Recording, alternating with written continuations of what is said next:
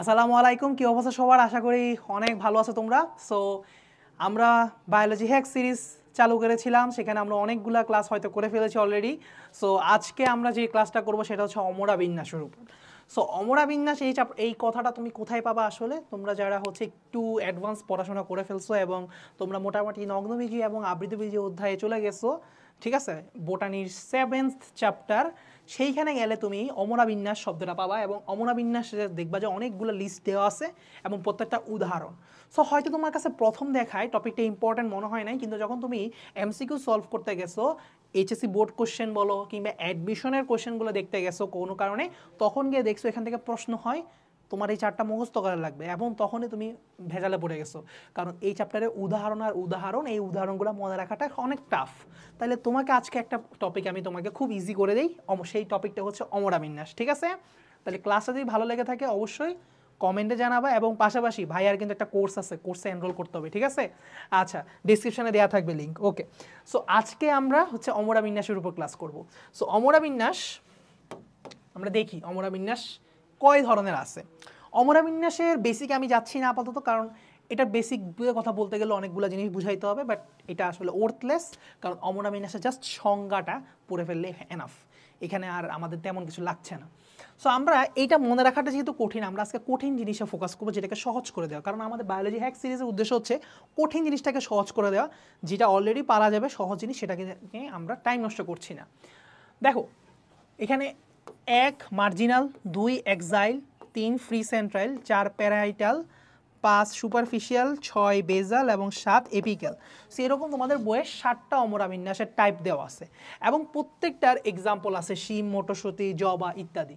তাহলে এটা মনে রাখার টেকনিকগুলা ভাইয়া অনেক সুন্দর করে ছন্দর মতো করে সাজায় রাখছি, ঠিক আছে, গল্পের মতো করে সাজায় রাখছি। সো দেখো মার্জিনাল, মার্জিনাল মানে কি? একদম মার্জিনের সাইডে। মার্জিন কোন দিকে থাকে? একদম একটা সাইডে। তাহলে এটার অপর নাম কি হবে?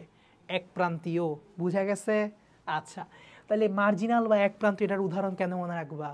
মনে রাখবা মার্জিনাল থেকে মায়ের কথা মনে রাখবা, মার্জিনাল থেকে মায়ের কথা মনে রাখবা। তাইলে কে মায়ের মতো? তোমার একজন সীমা আপা আছে, সেই সীমা আপা হচ্ছে মায়ের মতো। তাহলে সীমা আপা একদিকে মায়ের মতোই, ঠিক আছে? তাহলে সীমা দিয়ে শিম, মটরশুঁটি, শেষ। উদাহরণ মনে রাখা কঠিন, জাস্ট একটা লাইন মনে রাখছি, মার্জিনাল মা। তাহলে মায়ের মতো কে জানি? সীমা আপা, শিম এবং মটরশুঁটি। ক্লিয়ার? আচ্ছা, এরপরে দেখো এক্সাইল। এক্সাইল মানে অক্ষীয়, এক্সাইল মানে অক্ষীয়। তাহলে এক্সাইল মানে অক্ষ বরাবর, এক্সিস বরাবর, অক্ষীয়। তাইলে মনে রাখবো জবা এক্সপ্রেস নামে একটা ট্রেনের কথা। তাহলে জবা হচ্ছে আমাদের এক্সাইল, জবা ফুলটা হবে আমাদের এক্সাইল বা অক্ষীয়। মনে থাকবে? আশা করি মনে থাকবে। ফ্রি সেন্ট্রাল, ফ্রি সেন্ট্রাল যেটা কেন্দ্রে অবস্থিত। তো এখন এটা কিভাবে মনে রাখা যায়? মনে রাখবা তনু আজ মুক্ত, এটা অনু না, তনু। তনু আজ মুক্ত। তনু দিয়ে কি মনে রাখতে পারো? তুত এবং নুনিয়া শাক, শেষ। তনু, তুত, নুনিয়া শাক। আজ মুক্ত, মুক্ত বা ফ্রি সেন্ট্রাল, মুক্ত হচ্ছে ফ্রি সেন্ট্রালের অপর নাম, ঠিক আছে? মুক্ত মানে মুক্ত, ফ্রি মানেও মুক্ত, বুঝা গেছে? মুক্ত বা ফ্রি সেন্ট্রাল। আচ্ছা, তাহলে তনু আজ মুক্ত, তাহলে মনে রাখবা ফ্রি সেন্ট্রাল মানে ফ্রি মানে মুক্ত, মানে ফ্রি একদম। তাহলে মুক্ত কে? তনু, তনু আজ মুক্ত, তুত এবং নুনিয়া শাক। প্যারাইটাল বা বহুপ্রান্তীয়, মনে রাখবা পাপিলাসের বহুপ্রান্ত, ঠিক আছে? কি মনে রাখবা? পাপিলাসের বহুপ্রান্ত, যে পাপ করে গেছে যে লাশটা, সে লাশের বহুপ্রান্ত, তার পাপের ব্রাঞ্চ, এখনো তার লাশ দেখলে বোঝা যায় যে সে যে অনেক পাপ কাজ করছে তার লাইফ টাইমে, ঠিক আছে? সো এইটাই বোঝানোর জন্য রূপকথ্যে ধরো বলা হয়েছে যে পাপিলাসের বহুপ্রান্ত। তাহলে পাপিলাস দিয়ে পাপ দিয়ে হচ্ছে প্যারাইটাল, বহুপ্রান্ত দিয়ে বোঝানো হচ্ছে যে বহুপ্রান্তীয় হোক প্যারাইটাল হোক, যেটার এক্সাম্পলই চাক না কেন, ঘুরে ফিরে তো সেম, বাট অনেক সময় অপর নামটা মনে থাকে না, তাই এটা লিখে দিছি যে পাপিলাসের বহুপ্রান্ত। তাহলে মনে রাখবো কেমনে? প্যারাইটাল চাক কিংবা বহুপ্রান্তীয় চাক, উত্তর হবে লাশ, উত্তর হবে লাশ। লাউ এবং শশা, লাউ এবং শশা, মনে থাকবে, লাউ এবং শশা। তাহলে এই উত্তর একটাই, পাপ প্যারাইটাল চাক আর হচ্ছে বহুপ্রান্ত চাক, তাহলে পাপিলাসের বহুপ্রান্ত, লাশ হচ্ছে এটার উত্তর, লাশ, লাউ এবং শশা। একটা জিনিস খেয়াল করে দেখছো, আমি আমার যে ছন্দগুলো বানাইছি বা ছন্দগুলো তোমাকে দিচ্ছি সেগুলোতে প্রত্যেকটাতে এমনভাবে দিচ্ছি যাতে কখনো একটার সাথে একটা না গোলায় যায়, কারণ আমাকে তো মনে রাখতে হবে আলটিমেটলি। তাই এই জন্য হচ্ছে যেমন এক্সপ্রেস দিয়ে মনে রাখতেছে এক্সাইলের উদাহরণ জবা, ঠিক আছে, মা দিয়ে মনে হচ্ছে মার্জিনাল, তাহলে একটা লিঙ্কিং একটা ওয়ার্ড রাখতেছি যেটাতে তুমি বুঝতে পারতেছো যেটা আসলে কিসের ছন্দ, ঠিক আছে।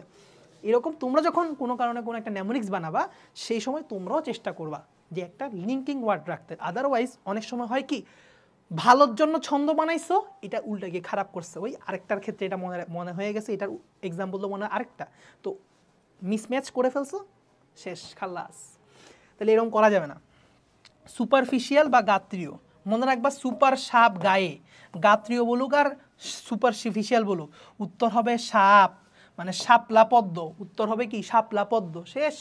বেজাল বা মূলীয়, মূলে ত্রিসুধা আছে, ত্রিসুধা, ত্রিধারা এবং সূর্যমুখী ধান, ত্রিসুধা, ত্রিসুধা মনে থাকবে।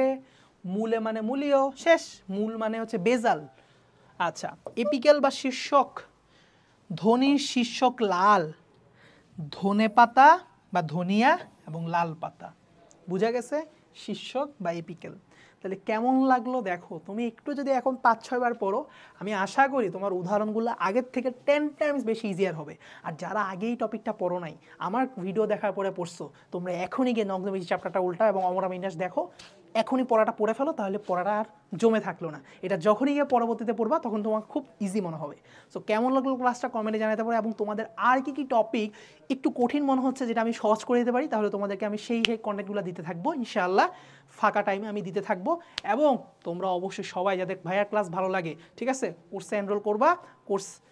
কোর্সে তোমাদেরকে কিন্তু আমি biology first paper second paper পুরোটা শেষ করে দিচ্ছি, বেসিক থেকে শুরু করে অ্যাডভান্স পর্যন্ত। সেটা তুমি সৃজনশীল, এমসিকিউ, কনসেপ্ট সব কিছুর জন্য তোমার কাজে লাগবে। ইভেন তোমার যদি মেডিকেল ভর্তি পরীক্ষা টার্গেট থাকে, ডাক্তার হওয়ার শব্দ থাকে, তাহলে তো এটা তোমার আরও আগে ম্যান্ডেটরি, ঠিক আছে।